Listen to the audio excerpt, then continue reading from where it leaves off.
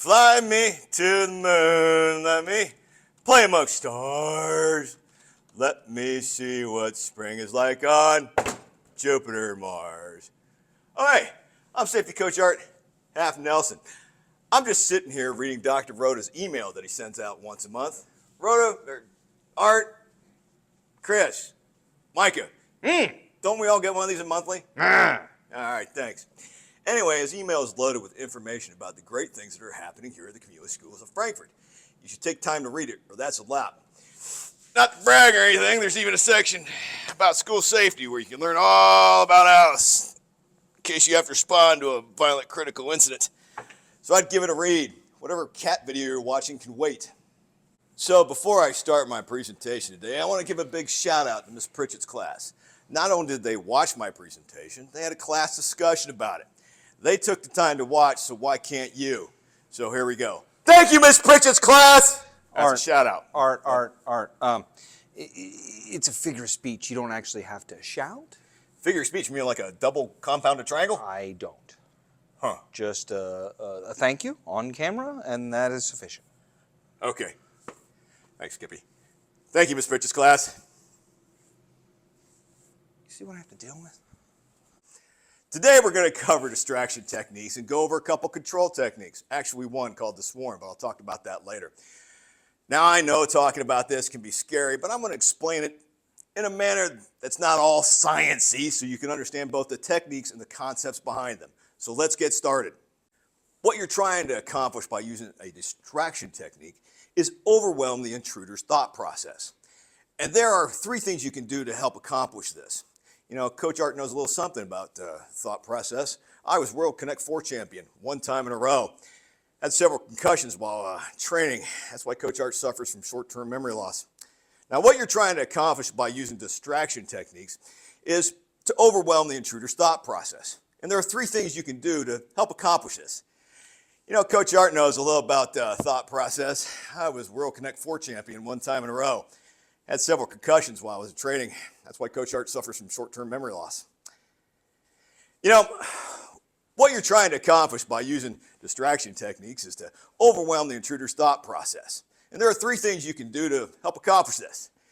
You know, Coach Art knows a little about thought process. I was World Connect 4 champion one time in a row. Several Art, concussions while training, and I suffered from We've gone over that. memory loss. It's okay. We covered it? We did. We're good. We're good. Let's move on. Yeah.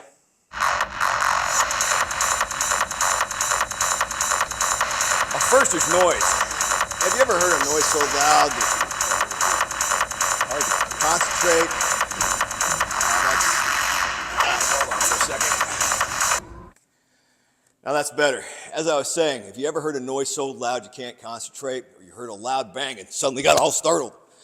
That's the point of using noise to your advantage. Remember, the intruder is not expecting a loud stimulus. That stimulus interrupts their thought process, giving you time to use another safety strategy. The noise you should be making is using your voice. By yelling and screaming, "Ah!" That throws off the intruder's thought process. Now, the second technique you can use is movement. There you go. And Art, you're not in frame. That's the whole point. Oh, there he is. See, if you're stationary, an intruder might be able to lock onto you. But by using movement,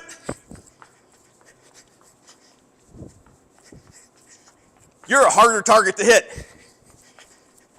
Look at them go. Now, if you add noise to that movement,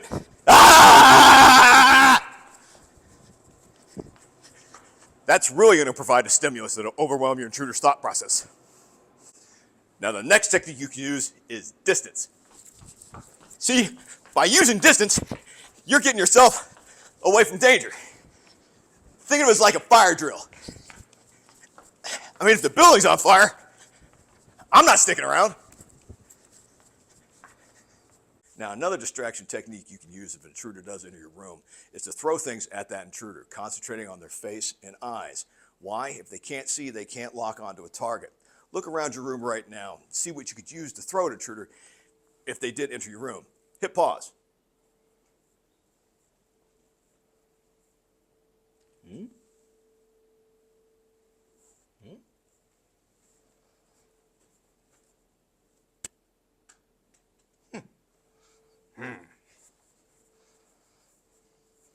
Did you find something? Good. Now let's put this all together. Ah!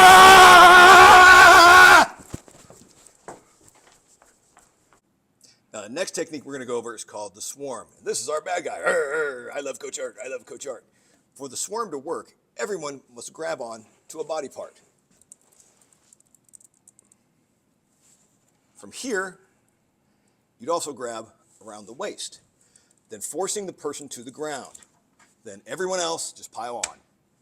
Now, if there is a weapon, don't pick it up because the police don't know who the bad guy is. And definitely don't try to kick it like they do in the movies. Just slide it to the side and cover it with a trash can. Now, I want to thank you for watching my presentation today, and I encourage you to watch this with your staff and with your students and discuss what we've gone over. If you don't, that's a lap. And they're right. That's a lap. Ooh, go. 95, just getting filled up for the next shoot. 97, 98, 99, 100. Ah!